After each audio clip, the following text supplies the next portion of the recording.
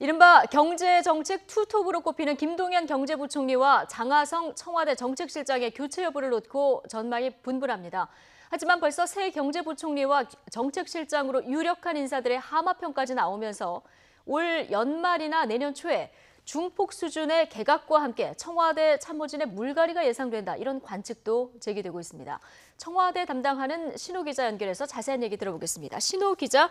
네, 신호입니다. 예. 먼저 김동연 부총리 얘기부터 좀 해보죠. 거의 모든 언론이 지금 교체를 기정사실화하고 있는 이런 분위기인데요. 어제 직접 한 얘기가 있었죠? 예, 어제 서울 여의도에서 혁신성장 관계 장관 회의를 마친 후 이 김 부총리가 기자들과 만났습니다. 당연히 지금 가장 핫 이슈인 거취 논란에 대한 질문이 있었는데요.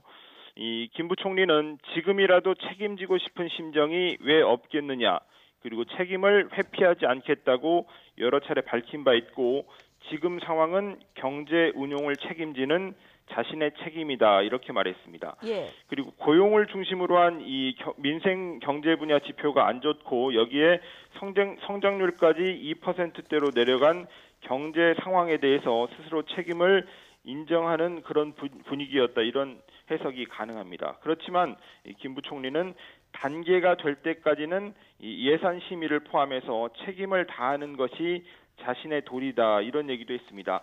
일단 국회에 내년도 예산 설명을 하는 게 이달 중순쯤인데, 이 시기를 포함해서 이 결정이 될 때까지는 계속 최선을 다하겠다, 이런 뜻으로 보입니다. 예.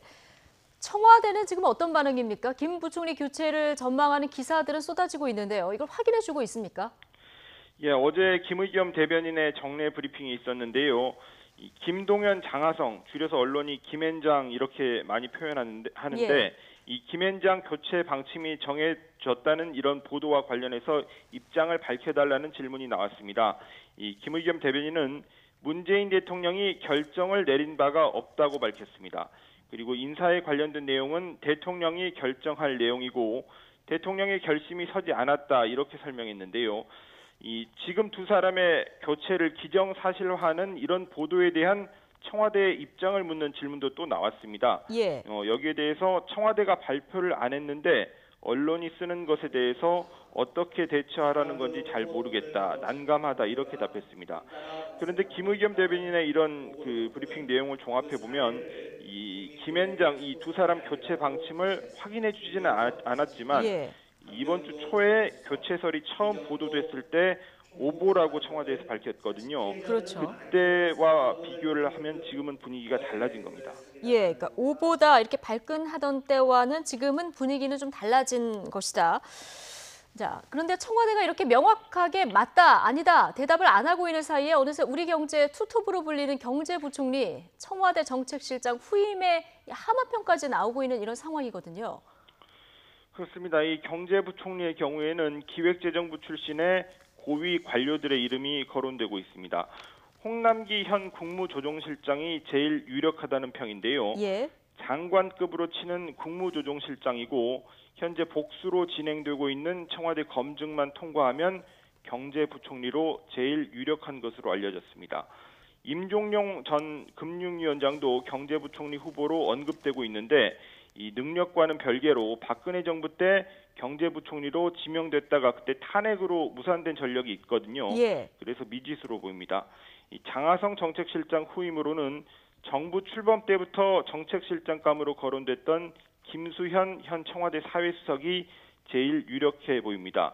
이 장하성 실장이 정책을 만드는 데는 탁월하지만 그것을 실행하는 추진력에 이제 문제가 있는 거 아니냐, 좀 부족한 거 아니냐, 이런 평가가 청와대 내부에서도 나오고 있는데, 이 김수현 수석은 이런 부분에서 더 낫다는 평가입니다. 그렇지만 청와대 개편을 통한 이 쇄신 차원에서 보면 김수현 카드는 내부 승진의 그런 모양이거든요. 그래서 예. 효과가 떨어진다는 판단도 가능해 보입니다. 여기에 또 윤종원 현 경제수석도 경제부총리나 정책실장 모두 가능하다, 뭐 이런 관측도 있지만 이 경제수석이 된 지 지금 넉 달밖에 안 되기 때문에 이 부분도 이 한계로 지적되고 있습니다. 예, 인사는 뭐 역시 최종 발표가 나와야 의미가 있지 하마평은 하마평일 뿐인 거고요. 인사 시기는 어떻게 전망됩니까? 네, 그것도 역시 오리무중이다 이렇게 말씀드릴 수 있겠습니다. 현재 이 청와대 내부 분위기나 정부 관계자들의 말을 종합해서 보면 교체하는 방향은 어느 정도 맞지만 시기와 이 교체 방식까지 딱 정해져 있지는 않은 것 같습니다. 네. 일단 어떻게 바꿀 것인지에 문제가 있는데요. 두 사람을 함께 바꿀 것인지 시간을 두고 바꿀 것인지 이런 부분입니다. 이 동시에 바꾸면 그동안 소득주도 성장과 혁신 성장의 우선순위를 두고 손발이 맞지 않는다. 그리고 경제 철학이 근본적으로 다르다. 이런 비판을 받아왔던 경제 투톱을 바꿔서 새 출발한다는 의미는 크지만 네. 그럴 경우에 집권 2년 차까지의 이 경제 운영에 대해서 대통령 스스로 실패를 인정하는 이런 모양이 되거든요. 네. 그게 부담이 될 수 있습니다. 시차를 두고 교체할 경우에는 이 김동연 부총리를 연내에 먼저 바꾸고 장하성 정책실장은 내년 초에 교체하는 이런 방법도 생각해 볼 수 있겠습니다. 예. 지금 이 두 사람의 교체 또는 경질 이런 전망이 쏟아지는 배경도 궁금한데 올해 경제 성적표가 좋지 않다는 이유 말고 또 다른 이유도 있습니까? 예, 먼저 이 경제 성적표 얘기를 해보면요. 예. 말씀하신 대로 올해 경제 성적표가 안 좋습니다. 이 문재인 대통령 이 올해 국정 목표가 연초에 명확했습니다. 집권 2년 차에 국민의 삶을 나아지게 하겠다. 이런 부분이었는데요. 일자리도 많이 만들고 최저임금도 올리고 새로운 성장 동력을 만드는데도 성과를 내겠다는 뜻입니다. 그렇지만 남북 관계에 비해서 올해 경제 분야는 초라한 성적표를 받을 수밖에 없다 이렇게 예상할 수 있겠습니다. 어제 시정연설에서 문 대통령도 2%대 저성장의 고착화가 우려된다 이런 말까지 했습니다. 경제라인 교체 전망의 배경에는 이런 결과가 반영돼 있습니다. 여기에 올 연말과 내년 초에 이 개각과 청와대 개편의 타이밍이 있을 것이다 이런 그 분석도 작용하고 있습니다. 예, 지금 신호 기자가 언급한 타이밍이라는 게 이제 인사의 계절이 왔다 이런 의미입니까? 예, 그렇습니다. 내년이면 이제 집권 3년 차에 접어들거든요. 네. 이 정부의 새로운 국정 목표에 맞춰서 새 진용도 필요해 보입니다. 내후년 총선에 나가야 하는 국회의원 출신 장관들은 또 이 서서히 국회로 돌아가는 시점을 올 연말 또는 내년 초로 잡고 있을 거고요. 또 국회의원들 가운데 새로 장관이 되고 싶은 사람들도 1년 정도는 하고 2020년 총선에 나가야 되니까 내년 초에는 입각을 하고 싶어 할 겁니다. 예. 여기에 청와대 참모들 중에서도 이 내후년 총선을 준비하고 있는 사람들이 많습니다. 이 수석비서관과 비서관을 합치면 최대 10명 정도까지도 가능한데 이분들도 내년 초에는 선거 준비에 나서려고 할 것으로 예상됩니다. 이런 스케줄들이 있기 때문에 올해 연말부터 내년 초까지는 인사 관련, 그러니까 정부 내각 개각 문제와 관련된 인사 그리고 청와대 예. 참모 개편과 관련된 이런 인사 관련 기사가 정권 출범 초기 때만큼 많아질 것으로 예상됩니다. 예. 인사철에는 이 회사나 정부나 뒤숭숭하기 마련이지 않습니까?